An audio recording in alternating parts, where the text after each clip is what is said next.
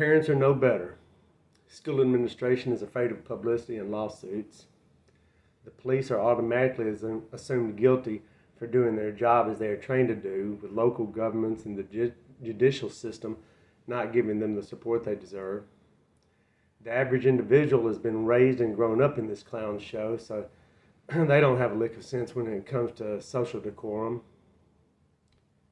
Shoplifting is no longer a thing. Now it's cool to just go into a Walmart, Target, 7-Eleven, or whatever store a punk might choose and start throwing things into trash bags or shopping carts, then walking out while, if they feel the need, yelling that no one should try to stop them or intervene in any way, and heaven forbid you should lay a hand on them.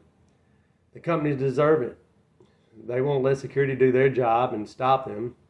And to be fair, after 40 years of gradually growing to this point, the security officers might not know how or be able to stop them.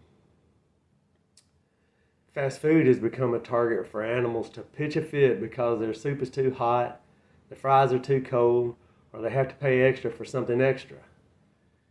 These social rejects are not always rejected by society because their society is the same unfit for public animals as themselves. Instead of stopping them, their society is often cheering them on and always videoing the event with the hopes of a viral gem. Like security in retail, the employees aren't allowed to stop the madness. Instead, they are held captive by fear of public backlash and corporate stupidity, while the animals are throwing things at them and destroying their place of employment. Then they lose pay for a day or two while the establishment is closed down. Retail theft is now costing Americans north of $60 billion a year. I don't have a figure on fast food losses due to these animals. I know that 3 of them, girls in New York City at a place called Bell Fries, just did $25,000 in damages, sent one young employee to the hospital along with closing the place down for a few days. The owner is upset and doesn't understand why none of the 20 or so customers stepped in to help stop them, but stood cheering and videoing. Of course, helping them would have to be precipitated by the employees doing something to protect themselves and stop the heathens.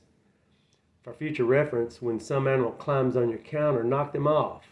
When they are throwing your equipment and destroying your workspace, lock into their hair real good and throw their head down to the closest countertop you can find. Or while holding the head, smash whatever you can into their face. If those other 20 start to join in, introduce them to the joys of a hot oil in the face.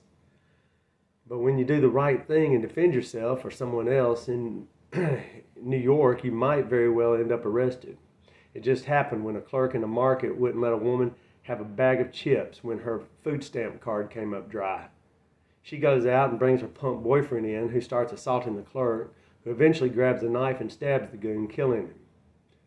The clerk has been arrested on charges of second-degree murder, while the woman who started it all and followed through with the mandatory clearing of the counter maneuver then stabbed the clerk while he was still tussling with her goon boyfriend. She goes free. The clerk did the right thing. Make these social misfits pay. The idea that you don't defend yourself against these attacks is stupid. You don't want to hurt someone over a few $1,000s? I say put it to them. You say, but it's only things and things can be replaced. Wrong. It's not only things. The things that are stolen or destroyed represent work that someone has put into it. This takes time in either personal efforts or time spent working to earn money for it. This time spent is life. It is time that they took away from family, friends, or maybe even some nap time in order to produce or earn. So if a punk gets killed while someone is defending themselves or protecting their property, it is on them. What is the value of life? Each individual determines that for himself. If some punk decides that he wants your $300 pair of Nikes or even my $20 pair of K-Swiss and tries to take them, he has just put his life on the line at the price of possibly $1.75 for a bag of chips or worthless girlfriend. I say stop them and stop them now.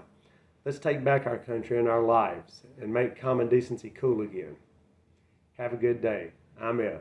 Over and out.